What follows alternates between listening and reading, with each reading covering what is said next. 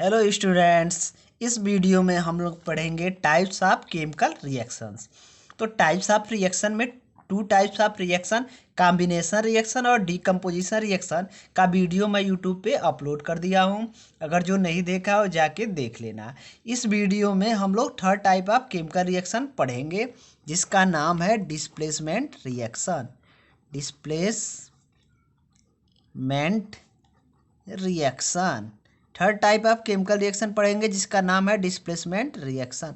तो देखो displacement reaction क्या होता है कि इसमें एक रिएक्टेंट ए होता है, एक रिएक्टेंट बी सी होता है। ए बी सी के पास जाके ये क्या करता है कि बी सी से बी को डिस्प्लेस कर देता है और खुद बी के प्लेस पे आ जाता है। यानी ए बी सी से बी को डिस्प्लेस कर देगा और खुद इसके प्लेस पे आ जाएगा, यानी ए सी बन जाएगा और बी अलग हो जाएगा। तो ए बी को डिस्प्लेस किया, इसलिए इसे हम डिस्प्लेसमेंट रिएक्शन बोलते हैं। ठीक है, होता क्या है कि एक रिएक्टेंट ए होता है, एक बी सी होता है। ए बी सी से बी को डिस्प्लेस कर देता है और खुद उसके प्लेस पे आ जाता है। जैसे एग्जाम्पल की बात करें तो हम जिंक लिए, जिंक का रिएक्शन जब कॉपर सल्फेट के साथ हम कराते हैं, ठीक है, तो होता क्या है कि जिंक कॉपर को डिस्प्लेस कर देता है और खुद इसके जगह पे आ जाता है। नहीं, जिंक यहाँ पे आ जाता है, जिंक सल्फेट बन जाता है और कॉपर को जिंक डिस्प्लेस कर देता है। तो इस टाइप के रिएक्शन को हम डिस्प्लेसमेंट रिएक्शन बोलेंगे। ठीक है, एक और एग्जांपल देखिए। देखो जिंक सॉलिड लेते हैं, कॉपर सल्फेट हम एक्वस फार्म में लेते हैं, तो ये एक्वस फार्म में बनता है और ये सॉलिड फार्म में बनता है। एक और एग्जांपल है कि आयरन लिए, जब इसका रिएक्शन हम कॉपर सल्फेट के साथ कराते हैं तो करता होता क्या है कि आयरन जो है ना वो कॉपर सल्फेट से कॉपर को डिस्प्लेस कर देता है। आयरन कॉपर को डिस्प्लेस कर देगा और आयरन इसके प्लेस पे आ जाएगा, यानी कॉपर यानी आयरन सल्फेट बन जाएगा और कॉपर अलग हो जाएगा। तो आयरन ने कॉपर को डिस्प्लेस किया तो कौन सा रिएक्शन हो गया? Displacement reaction. अब देखो यहाँ एक लॉजिक ये है कि देखो जिंक कॉपर को तभी डिस्प्लेस कर पाएगा जब जिंक कॉपर से हाईली रिएक्टिव होगा, ज़्यादा रिएक्टिव होगा। ठीक है, डिस्प्लेसमेंट रिएक्शन में क्या होता है कि एक more reactive element less reactive element को डिस्प्लेस करता है। यानी जिंक कॉपर को तभी डिस्प्लेस करेगा जब जिंक कॉपर से ज़्यादा रिएक्टिव होगा। अगर जिंक कॉपर से कम रिएक्टिव होगा ना तो जिंक कॉपर को डिस्प्लेस नहीं कर पाएगा। तो इसके लिए हमको रिएक्टिविटी सीरीज पता होनी चाहिए कि रिएक्टिविटी सीरीज क्या होता है। तो देखो रिएक्टिविटी सीरीज क्या होता है कि पोटेशियम होता है, सोडियम होता है, potassium, sodium, calcium, magnesium, aluminium, zinc, iron, lead, hydrogen, फिर हाइड्रोजन के बाद होता है कॉपर, फिर Hg, फिर Ag सिल्वर, फिर Au गोल्ड और फिर प्लेटिनम होता है। ये रिएक्टिविटी सीरीज होता है। देखो रिएक्टिविटी सीरीज में जो एलिमेंट जितना ऊपर होता है वो उतना ज़्यादा रिएक्टिव होता है। जैसे पोटेशियम सबसे ऊपर है ना, तो पोटेशियम सबसे ज़्यादा रिएक्टिव होगा। उससे नीचे सोडियम है तो उससे थोड़ा सा कम रिएक्टिव सोडियम होगा। यानी रिएक्टिविटी सीरीज में जैसे जैसे नीचे आएंगे ना, रिएक्टिविटी क्या होगी? घटती जाएगी। ठीक है, तो देखो जिंक कॉपर को क्यों डिस्प्लेस किया है? क्योंकि देखो जिंक जो है रिएक्टिविटी सीरीज में कॉपर से क्या है? ऊपर है। देखो ऐसे है, ये जाके फिर नीचे क्या है? हाइड्रोजन ये है। तो हम देख रहे हैं जिंक जो है ना रिएक्टिविटी सीरीज में कॉपर से ऊपर है, ये ऐसे है रिएक्टिविटी सीरीज, ऐसे हाइड्रोजन है, फिर हाइड्रोजन के बाद ये नीचे है। इसको हम यहाँ पे राइट कर दे रहे हैं कि हाइड्रोजन के बाद कॉपर है, फिर Hg है, फिर Au है, Ag है, फिर Au है और फिर प्लेटिनम है। ठीक है, तो हम देख रहे हैं कि रिएक्टिविटी सीरीज में जिंक जो है वो कॉपर से क्या है? कॉपर से ऊपर है। इट मीन जिंक जो है कॉपर से क्या है? ज़्यादा रिएक्टिव, इसलिए जिंक ने कॉपर को डिस्प्लेस कर दिया। फिर यहाँ देखें तो आयरन कॉपर से हाईली रिएक्टिव होगा, ज़्यादा रिएक्टिव होगा, तभी आयरन कॉपर को डिस्प्लेस करेगा। तो हम देख रहे हैं कि रिएक्टिविटी सीरीज में आयरन जो है वो कॉपर से क्या है? ऊपर है। इट मीन्स आयरन जो है कॉपर से क्या है? ज़्यादा रिएक्टिव है, इसीलिए आयरन कॉपर को डिस्प्लेस कर देगा और डिस्प्लेसमेंट रिएक्शन होगा। एक और एग्जांपल है, जैसे हमने लेड लिया, पीबी लिया, इसका रिएक्शन कराया HCl से, तो बनता क्या है? PbCl2। यानी होता क्या है कि लेड क्या करता है? हाइड्रोजन को डिस्प्लेस कर देता है। लेड हाइड्रोजन को डिस्प्लेस कर देता है और खुद इसके जगह पे आ जाता है। ठीक है, तो देखो लेड हाइड्रोजन को तभी डिस्प्लेस करेगा जब हाइड्रोजन से ज़्यादा रिएक्टिव होगा। तो हम देख रहे हैं रिएक्टिविटी सीरीज में कि जो लेड है पीबी हाइड्रोजन से क्या ऊपर है। इट मीन्स पीबी हाइड्रोजन से ज़्यादा रिएक्टिव है, तो पीबी क्या करेगा? इसको डिस्प्लेस कर देगा और डिस्प्लेसमेंट रिएक्शन हो जाएगा। यही अगर हम ऐसे लिखे रिएक्शन कि CuZnSO4, हम बोले ये डिस्प्लेसमेंट रिएक्शन हुआ कि नहीं? तो देखो कॉपर जो है जिंक से लेस रिएक्टिव है, यानी कॉपर जो है जिंक को डिस्प्लेस नहीं कर पाएगा। देखो रिएक्टिविटी सीरीज की अगर हम बात करें तो रिएक्टिविटी सीरीज में देखो कॉपर जो है जिंक से नीचे है, यानी कॉपर जो है जिंक से लेस रिएक्टिव है, तो कॉपर जिंक से लेस रिएक्टिव यानी ये डिस्प्लेसमेंट रिएक्शन नहीं होगा। देखो डिस्प्लेसमेंट रिएक्शन तभी होगा जब कॉपर जिंक से ज़्यादा रिएक्टिव है, लेकिन कॉपर जिंक से लेस रिएक्टिव होता है, इसीलिए डिस्प्लेसमेंट रिएक्शन नहीं होगा। तो डिस्प्लेसमेंट रिएक्शन समझ में आया क्या होता है कि जब एक highly reactive element less reactive element को डिस्प्लेस करता है तो उसे हम बोलते हैं डिस्प्लेसमेंट रिएक्शन।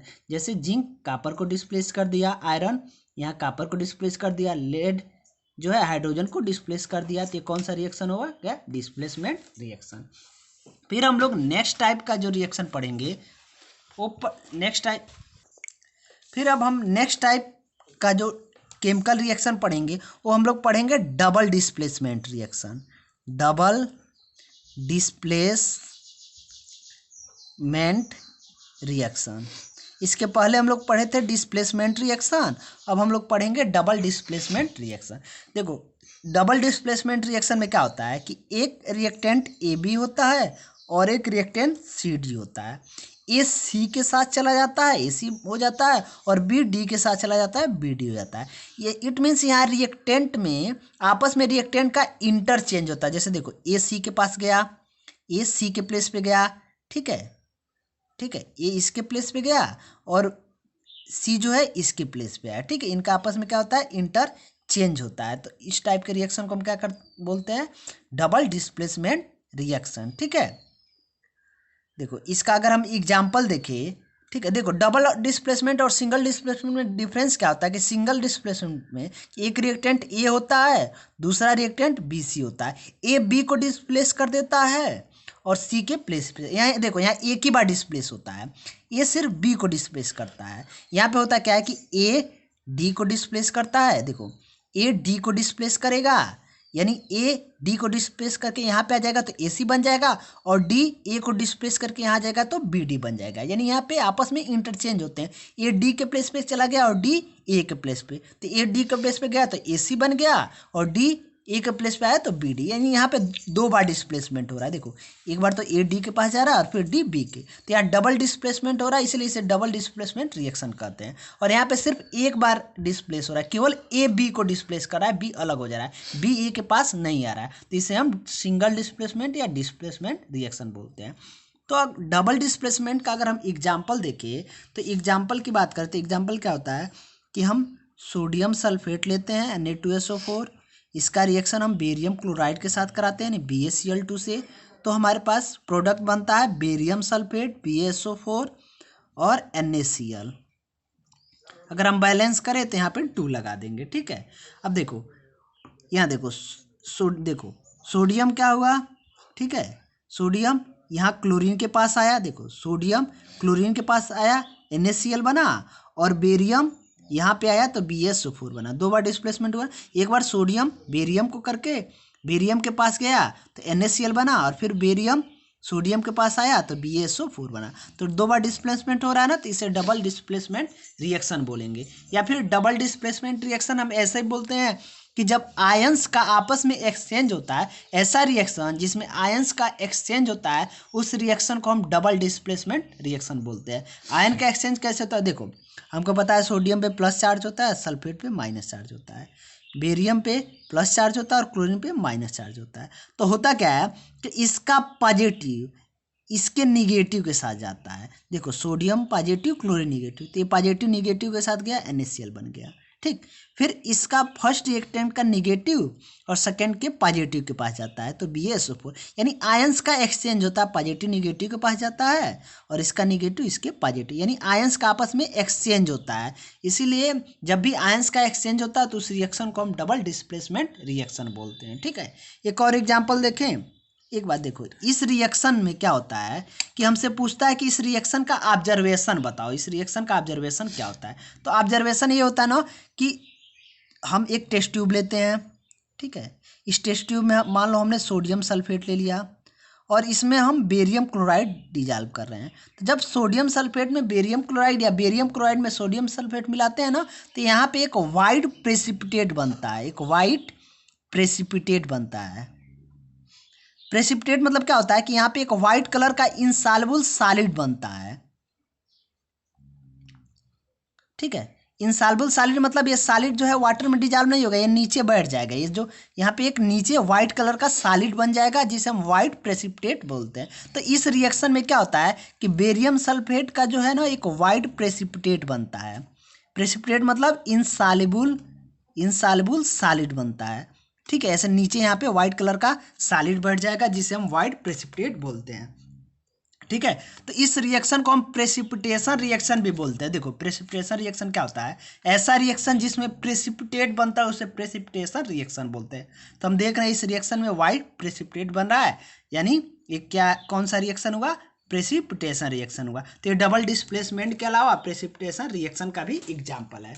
ठीक है, कोई जरूरी नहीं है सभी डिस्प्लेसमेंट रिएक्शन जो है प्रेसिपिटेशन रिएक्शन ही होते हैं, लेकिन ये प्रेसिपिटेशन रिएक्शन है। ठीक है, एक और एग्जांपल देखें अगर हम डबल डिस्प्लेसमेंट का, तो अगर हम बात करें AgNO3 लिए, इसका रिएक्शन करा NaCl से तो बनता है AgCl और NaNO3। देखो Ag जो है सोडियम के पास गया तो AgCl बना, Ag सोडियम के पास गया तो AgCl बना, और सोडियम Ag के पास आया तो NaNO3 बना। यहाँ आपस में इंटरचेंज हुए ना, या एक्सचेंज ऑफ आयन। देखो सिल्वर पे प्लस होता है, नाइट्रेट पे माइनस होता है, सोडियम प्लस होता है, क्लोरीन पे माइनस होता है। तो देखो इसका प्लस माइनस के साथ गया तो AgCl बना, इसका माइनस इसके प्लस के साथ गया तो NaNO3 बना। तो यहाँ पे एक तो हम देख रहे हैं रिएक्टेंट का आपस में इंटरचेंज हो रहा है, फिर हम देख रहे हैं आयंस का एक्सचेंज हो रहा है। तो जब आयंस का एक्सचेंज होता है तो उस रिएक्शन को हम डबल डिस्प्लेसमेंट रिएक्शन बोलते हैं। यहाँ पे भी देखो, यहाँ पे भी सिल्वर जो होता है ना वाइट कलर का प्रेसिपिटेट बनता है, तो इसे हम प्रेसिपिटेशन रिएक्शन भी बोल सकते हैं। ठीक है, तो ये डबल डिस्प्लेसमेंट रिएक्शन हुआ जिसमें आयंस का आपस में क्या होता है, एक्सचेंज होता है।